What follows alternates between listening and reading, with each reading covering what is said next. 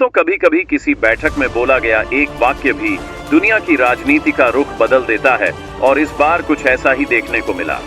भारत और जापान के बीच हुई वार्षिक शिखर बैठक के बाद जारी संयुक्त घोषणा ने केवल दक्षिण एशिया ही नहीं बल्कि कई बड़े देशों का ध्यान अपनी ओर खींच लिया है। सबसे अधिक बेचैनी पाकिस्तान में दिखाई दे रही है, क्योंकि इस बार केवल सामान्य शब्दों में आतंकवाद की निंदा नहीं की गई बल्कि उन आतंकी संगठनों का भी स्पष्ट उल्लेख किया गया जिनके बारे में अंतर्राष्ट्रीय मंचों पर अक्सर बहुत सावधानी से बात की जाती है।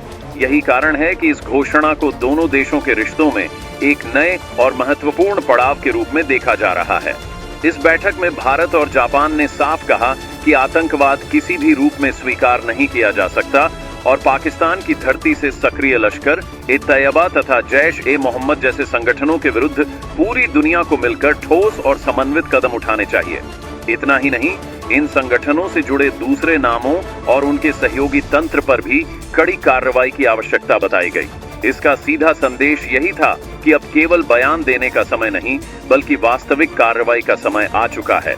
इसके साथ ही सीमा पार से फैलाए जा रहे आतंकवाद पर भी दोनों देशों ने गंभीर चिंता जताई और कहा कि ऐसी गतिविधियों पर बिना किसी देरी के रोक लगनी चाहिए। इस बार इस्तेमाल की गई भाषा पहले की तुलना में कहीं अधिक स्पष्ट और सख्त मानी जा रही है, इसलिए इस घोषणा की चर्चा दुनिया के अनेक देशों में हो रही है। अब सवाल यह उठता है कि आखिर इस बार इतना स्पष्ट और कठोर रुख क्यों अपनाया गया? इसका उत्तर भी इसी घोषणा में छिपा हुआ है। भारत और जापान ने हाल के आतंकी हमलों का उल्लेख करते हुए कहा कि इन घटनाओं के पीछे मौजूद हर साजिशकर्ता, हमलावर, योजना बनाने वाला और धन उपलब्ध कराने वाला व्यक्ति कानून के दायरे में लाया जाना चाहिए। केवल हमले की निंदा कर देना पर्याप्त नहीं है बल्कि पूरी आतंकी व्यवस्था को समाप्त करने की आवश्यकता है। इसी क्रम में प्रतिरोध मोर्चा का भी उल्लेख किया गया, जिसे कई अंतर्राष्ट्रीय संस्थाएं लश्कर-ए-तैयबा से जुड़ा हुआ संगठन मानती हैं। इसका अर्थ यह है कि अब केवल पुराने नामों पर नहीं बल्कि नए नामों से सक्रिय नेटवर्क पर भी अंतर्राष्ट्रीय स्तर पर नजर रखी जा रही है। ऐसे में केवल नाम बदलकर बच निकलना पहले जितना आसान नहीं रह जाएगा। लंबे समय तक जापान की सुरक्षा नीति का मुख्य केंद्र उत्तर कोरिया की गतिविधियां और पूर्वी एशिया के समुद्री विवाद रहे, लेकिन इस बार स्थिति अलग दिखाई दी। पहली बार जापान ने भारत की सुरक्षा चिंताओं को उसी गंभीरता के साथ अपनी संयुक्त घोषणा का हिस्सा बनाया। इसे दोनों देशों के बीच बढ़ते विश्वास और मजबूत रणनीतिक संबंधों का संकेत माना जा रहा है। दोनों देशों के शीर्ष नेतृत्व के बीच दिखाई दिया आत्मीय संबंध भी इस बात का प्रमाण माना जा रहा है कि अब यह साझेदारी केवल व्यापार या निवेश तक सीमित नहीं रही बल्कि सुरक्षा और रक्षा सहयोग के नए दौर में प्रवेश कर चुकी है। इसी बैठक में भारतीय नौसेना के लिए एक महत्वपूर्ण रक्षा तकनीक परियोजना पर सिद्धांत रूप से सहमति बनी, जिसे देश में ही विकसित करने की दिशा में बड़ा कदम माना जा रहा है। इसका मतलब साफ है कि भारत और जापान केवल शब्दों तक सीमित नहीं रहना चाहते बल्कि रक्षा क्षेत्र में व्यावहारिक सहयोग को भी लगातार आगे बढ़ा रहे हैं। हाल में हुए संयुक्त नौसैनिक अभ्यास की सफलता के बाद दोनों देशों ने समुद्री सुरक्षा को और मजबूत बनाने का भी निर्णय लिया।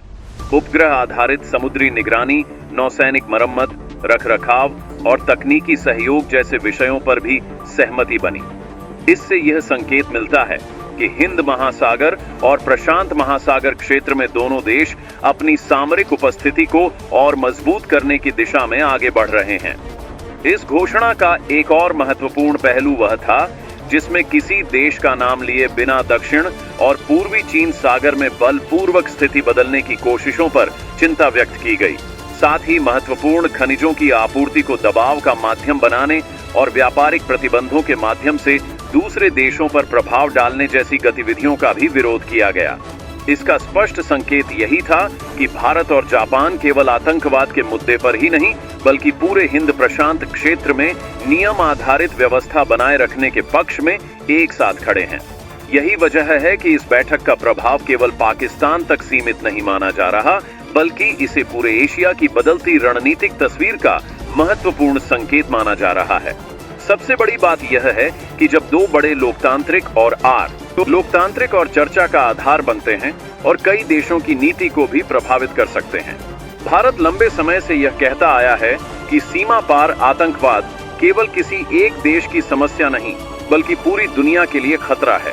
यदि एक देश में बैठकर दूसरे देशों में हिंसा फैलाने वाले नेटवर्क को समय रहते नहीं रोका गया तो उसका असर वैश्विक सुरक्षा पर भी पड़ सकता है। ऐसे समय में जापान का खुले रूप से भारत के साथ खड़ा होना नई दिल्ली की कूटनीतिक सफलता के रूप में देखा जा रहा है।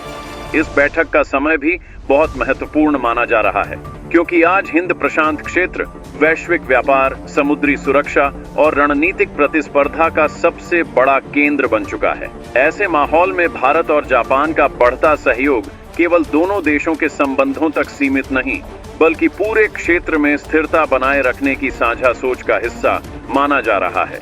रक्षा विशेषज्ञों का मानना है कि आने वाले समय में दोनों देशों के बीच तकनीकी सहयोग और भी गहरा हो सकता है। भारत जहां रक्षा उत्पादन को नई ऊंचाइयों तक ले जाने का प्रयास कर रहा है, वहीं जापान के पास आधुनिक रक्षा तकनीक का व्यापक अनुभव है। यदि दोनों देश इसी तरह साथ आगे बढ़ते रहे तो भविष्य में कई नई रक्षा परियोजनाओं का मार्ग खुल सकता है। अब सबसे बड़ा प्रश्न यही है कि क्या यह संयुक्त घोषणा केवल दस्तावेजों तक सीमित रहेगी या आने वाले समय में वास्तव में पाकिस्तान की धरती से सक्रिय आतंकी नेटवर्क के विरुद्ध अंतर्राष्ट्रीय स्तर पर ठोस कार्रवाई देखने को मिलेगी। समुद्री सुरक्षा पर दिया गया विशेष जोर भी कम महत्वपूर्ण नहीं है क्योंकि हिंद महासागर से लेकर प्रशांत महासागर तक दुनिया के सबसे व्यस्त व्यापारिक मार्ग गुजरते हैं और इनकी सुरक्षा पूरी वैश्विक अर्थव्यवस्था के लिए अत्यंत आवश्यक मानी जाती है। इसी कारण भारत और जापान समुद्री निगरानी, सूचना साझा करने और नौसैनिक सहयोग को लगातार मजबूत बनाने की दिशा में आगे बढ़ रहे हैं। आधुनिक समय में केवल जहाजों की संख्या से शक्ति का आकलन नहीं किया जाता बल्कि यह भी महत्वपूर्ण होता है कि समुद्र में कौन कहां मौजूद है और उसकी गतिविधियों की सटीक जानकारी कितनी जल्दी प्राप्त की जा सकती है। यही कारण है कि दोनों देशों के बीच तकनीकी सहयोग का महत्व लगातार बढ़ता जा रहा है। नौसैनिक मरम्मत और रखरखाव के क्षेत्र में बनी सहमति भी रक्षा संबंधों को नई मजबूती देने वाला कदम मानी जा रही है। अब देखना होगा कि आने वाले दिनों में इस रणनीतिक साझेदारी का असर केवल कूटनीतिक मंचों तक सीमित रहता है या फिर वैश्विक सुरक्षा व्यवस्था में भी कोई बड़ा परिवर्तन देखने को मिलता है। आप इस पूरे घटनाक्रम को किस नजर से देखते हैं? अपनी राय हमें टिप्पणी में जरूर बताइए। अगर आपको ऐसी गहराई से समझाई गई तथ्य आधारित अंतर्राष्ट्रीय खबरें पसंद आती हैं तो इस वीडियो को पसंद करें, हमारे साथ जुड़े रहें और ऐसी ही महत्वपूर्ण जानकारियों के लिए हमारे परिवार का हिस्सा बन जाएं। अगले रोचक और बड़े विषय के साथ फिर मुलाकात होगी।